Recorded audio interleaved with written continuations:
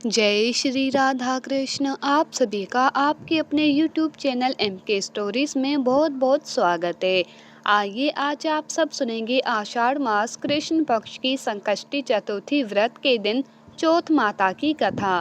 प्रत्येक माह के कृष्ण पक्ष की चतुर्थी को संकष्टी चतुर्थी का व्रत धारण किया जाता है और शुक्ल पक्ष की चतुर्थी को विनायक चतुर्थी का व्रत धारण किया जाता है।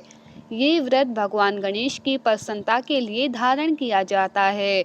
इस दिन विशेष प्रकार से भगवान गणेश जी का साथ में चौथ माता की पूजा करनी चाहिए और फिर शाम को चंद्रोदय होने पर चंद्र देवता को अर्घ्य प्रदान करने के बाद ये व्रत पूर्ण माना जाता है। जो भी भक्त सच्ची श्रद्धा के साथ संकष्टी चतुर्थी का व्रत धारण करते हैं तो उनकी सभी प्रकार के दुख तथा संकट दूर हो जाते हैं, सभी प्रकार के सुख समृद्धि की प्राप्ति होती है। आषाढ़ मास की संकष्टी चतुर्थी का व्रत जो कि पुत्र प्रदायनी व्रत है तथा सभी प्रकार के मनोरथ को सिद्ध करने वाली है। आषाढ़ मास कृष्ण पक्ष की चतुर्थी तिथि प्रारंभ समय 14 जून 2025 दिन शनिवार दोपहर 3:49 पर और चतुर्थी तिथि की जो समाप्ति है वो 15 जून 2025 दिन रविवार दोपहर 3:52 पे चतुर्थी तिथि की समाप्ति है। इस व्रत को चंद्र उदय व्यापनी ली जाती है। इस कारण से सभी भक्त जन 14 जून 2025 दिन शनिवार को संकष्टी गणेश चतुर्थी का व्रत धारण करेंगे। 14 जून को ब्रह्म मुहूर्त का समय सुबह 4:02 से सुबह 4:43 तक होगा। सूर्य उदय का समय सुबह 5:07 पर, सूर्यास्त शाम 6:49 पर होगा। इसीलिए राहु काल का समय सुबह 8:32 से सुबह 10:15 तक होगा। राहु काल के समय दौरान कोई भी शुभ कार्य या नया कार्य नहीं करना चाहिए, इस बात का ध्यान रखें। प्रातः काल पूजा का शुभ मुहूर्त सुबह 4:22 से सुबह 5:23 तक होगा। शाम को पूजा का शुभ मुहूर्त शाम 7:20 से रात्रि 8:20 तक होगा। चंद्र उदय का समय चंद्र दर्शन का समय जो कि रात्रि 9:37 पर होगा। अभिजीत मुहूर्त का समय सुबह 11:54 से दोपहर 12:49 तक होगा। विजय मुहूर्त का समय दोपहर 2:41 से दोपहर 3:37 तक होगा। अमृत काल का समय शाम 5:41 से शाम 7:21 तक होगा। नक्षत्र उत्तराषाढ़ा होगा रात्रि 12:22 तक। उसके बाद श्रवण नक्षत्र होगा। योग ब्रह्मा होगा दोपहर 1:13 तक। उसके बाद इंद्र योग होगा। जो भी संकष्टी चतुर्थी का व्रत धारण करते हैं उन्हें चाहिए कि इस दिन ब्रह्म मुहूर्त में उठ करके नित्य क्रियाओं से निवृत्त होकर के गंगा नदी में या घर के नहाने के पानी में थोड़ा सा गंगा जल मिला करके स्नान करें, शुद्ध वस्त्र धारण करें, भगवान सूर्य नारायण को अर्घ्य प्रदान करें। इसके बाद व्रती को व्रत का संकल्प लेना चाहिए।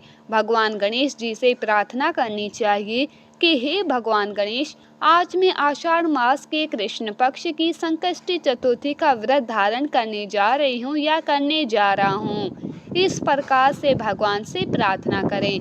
आपके मन में जो भी इच्छा हो, जो भी कामना हो, वो भगवान गणेश जी से कहें और इस दिन भर उपवास रहते हुए भगवान गणेश जी का चंद्र उदय से कुछ पूर्व ही स्नान आदि करके शुद्ध वस्त्र धारण करके भगवान गणेश जी का पूजन करें। साथ में चौथ माता की पूजा करें। इस दिन भगवान गणेश जी का गंध, पुष्प, धूप, दीप आदि से पूजा करनी चाहिए। इन्हें दुर्वा दल सिंदूर अर्पित करना चाहिए। धूप और दीप दिखा के अनेक प्रकार के नैवेद्य आदि का भोग लगाना चाहिए। दूध से बनी हुई मिठाई, लड्डू, मोदक आदि का भगवान गणेश जी को भोग लगाएं। भोग लगाते समय उसमें तुलसी पत्र नहीं डालनी चाहिए, इस बात का ध्यान रखें। भगवान गणेश जी को तुलसी पत्र नहीं चढ़ाया जाता है। उसकी जगह पे आप दुर्वा दल डाल करके भगवान गणेश जी को भोग लगाएं। इसके बाद जल से आचमनीय करवाएं। मुख शुद्धि के लिए पान, पत्र, सुपारी, लौंग, इलायची के साथ में अर्पित करें। द्रव्य दक्षिणा चढ़ाएं। उसके बाद फिर संकष्टी गणेश चतुर्थी व्रत की कथा श्रवण करें। भगवान गणेश जी की आरती करें। पूजन संपन्न करने के बाद फिर चंद्र उदय हो जाने पर चंद्र देवता को कच्चे दूध का और जल का अर्घ्य प्रदान करें। अर्घ्य देते समय ओम सोम सोमाय नमः इस मंत्र का उच्चारण करते हुए या श्रवण करते हुए चंद्र देवता से फिर प्रार्थना करनी चाहिए। इसके बाद ये व्रत पूर्ण माना जाता है। इसके बाद सात्विक आहार ग्रहण करनी चाहिए। इससे भगवान गणेश जी अपने भक्तों के सभी प्रकार के दुख तथा संकट को दूर करते हैं, पुत्र पौत्र आदि का आशीर्वाद प्रदान करते हैं। तो आइए अब सुनते हैं आषाढ़ मास संकष्टी चतुर्थी के दिन चौथ माता की कथा। तो बोलिए प्रेम से भगवान गणेश की जय, चौथ माता की जय, सर्व देवी देवता की जय। कथा के अनुसार एक नगर में एक बूढ़ी माँ रहती थी। वो अपने बेटे की सलामती के लिए 12 महीनों की चौथ का व्रत करती थी। हर चौथ को पंसारी से थोड़ा सा गुड़ और घी लेकर 4 लड्डू बनाती, एक बेटे को दे देती, एक से पूजा करती, एक हथकार के लिए निकालती और एक चांद उगने पर खुद खा लेती। एक बार उसका बेटा ताई से मिलने गया। ताई ने चौथ का व्रत रखा था। ताई से पूछा, तू 12 चौथ करती है? ताई बोली, तेरी माँ तेरी कमाई से तरमाल खाने के लिए 12 चौथ करती है। तू परदेश जाए तो वो एक भी चौथ नहीं करेगी। लड़के को लगा ताई सच कह रही है। घर आकर माँ से कहा कि माँ, मैं परदेश जा रहा हूँ, यहाँ तू मेरी कमाई खाने पीने में ही उड़ा देती है। माँ ने समझाकर रोकना चाहा, पर बेटा नहीं माना। माँ ने उसे साथ ले जाने के लिए चौथ माता की आंखें दी और कहा, मुसीबत में ये आंखें तेरी मदद करेंगी। वो आंखें लेकर वहां से रवाना हो गया। घूमते हुए एक नगर में जा पहुंचा। उसने देखा एक बूढ़ी माँ रोती जा रही है और पुआ बनाती जा रही है। उसके कारण पूछा तो बूढ़ी माँ ने कहा कि बेटा, इस नगर की पहाड़ी पर एक दैत्य रहता है। पहले वो नगर में आकर कई लोगों को खाने के लिए मार देता था। अब राजा हर घर से एक आदमी दैत्य के पास भेजता है और आज मेरे बेटे की बारी है, इसीलिए मैं रो रही हूँ और उसी के लिए पुआ बना रही हूँ। वो बोला, तो पुए मुझे खिला दे, तेरे बेटे की जगह मैं चला जाता हूँ। बूढ़ी माँ ने खीर पुए उसे खिला दिए। खा पीकर वो सो गया। रात को राजा के सैनिक आए तो बूढ़ी माँ ने उसे भेज दिया। दैत्य के सामने पहुँचने पर उसने चौथ माता की आंखें दैत्य की तरफ फेंक कर कहा कि हे चौथ माता, यदि मेरी माँ मेरी सलामती के लिए व्रत करती है तो दैत्य का सिर कटकर गिर जाए। तुरंत दैत्य का सिर कट गया। लड़का वापस आ गया। राजा उसे उपहार देकर वहां से विदा किया। चलते हुए एक दूसरे राजा के नगर में वो जा पहुंचा। इस राज्य में आवा तभी पकता था जब एक इंसान की बलि दी जाती थी। सिपाहियों ने उसे पकड़ लिया और आवे में चुन दिया। लड़के ने आंखें आवा में डाली और कहा, हे चौथ माता, यदि मेरी माँ मेरे लिए व्रत करती है तो आवा मेरी बलि के बिना ही झट से पक जाए। आवा तुरंत पक गया। आवे में से मिट्टी की जगह सोने चांदी के बर्तन निकले। अंदर से लड़का बोला, बर्तन धीरे धीरे निकालना, मुझे लग नहीं जाए। राजा ने उसे निकलवाया और पूछा कि इस आवे से तुम कैसे बच गए। लड़के ने बताया कि उसकी माँ चौथ माता का व्रत करती है, व्रत के कारण ही वह बच गया। राजा को विश्वास नहीं हुआ। उसने एक चांदी की सुराही मंगवाई और कहा कि तुम इस सुराही की नली से निकल कर दिखाओ, तभी मुझे विश्वास होगा। लड़के ने चौथ माता को याद करके आंखें सुराही में डाल दी और कहा कि मैं भंवरा बनूं, सुराही से निकलूं। लड़का भंवरा बनकर सुराही से निकल गया। राजा ने खुश होकर राजकुमारी की शादी उसके साथ करवाई और तभी लोग को चौथ माता का व्रत करने को कहा। उसे माँ की याद आई। उसने राजा के पास जाकर खुद के नगर जाने की इच्छा जाहिर की।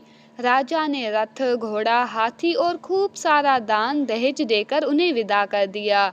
चौथ के दिन अपने नगर पहुंचा। वो अकेला पंसारी के यहाँ माँ का इंतजार करने लगा। सोचा चौथ है तो माँ यहाँ जरूर आएंगी। थोड़ी देर बाद लकड़ी टेकती हुई माँ आती दिखी। उसकी माँ की आंखों में जाले आने के कारण दिखना कम हो गया था। लड़के ने जानबूझकर अपना पैर लकड़ी में लगा दिया और कहने लगा कि बलड़े पूत, कांटे मेरे पेट की लगा दी। माँ ने उसे नहीं पहचाना और कहने लगा, भैया मुझे चाहे कितने भी गाली दे दो, पर मेरे बेटे को कुछ मत कहना। बेटा माँ के चरणों में गिर पड़ा और कहा, माँ मैं तेरा ही बेटा हूँ, मुझे माफ़ कर दो। माँ ने उसे गले से लगा दिया। नगर के लोगों ने विश्वास नहीं किया कि वो उसी का बेटा है। बूढ़ी माँ ने चौथ माता को याद करके कहा कि हे चौथ माता, यदि मैं अपने बेटे के लिए व्रत करती हूँ तो मेरे स्तन में दूध भर जाए और उसकी धार मेरे बेटे के मुंह में गिरे। माँ के स्तन से दूध की धार निकलकर बेटे के मुंह में गिरने लगी। लोग चौथ माता की जय जयकार करने लगे। उस नगर के सभी लोग चौथ माता का व्रत करने लगे। हे चौथ माता, जैसे बूढ़ी माँ और उसके बेटे की सहायता की, वैसे हमारी भी करना। कहानी कहने, सुनने और हुंकारा भरने वाले पर अपनी कृपा बनाए रखना। तो बोलिए प्रेम से चौथ माता की जय, भगवान गणेश की जय, सर्व देवी देवता की जय।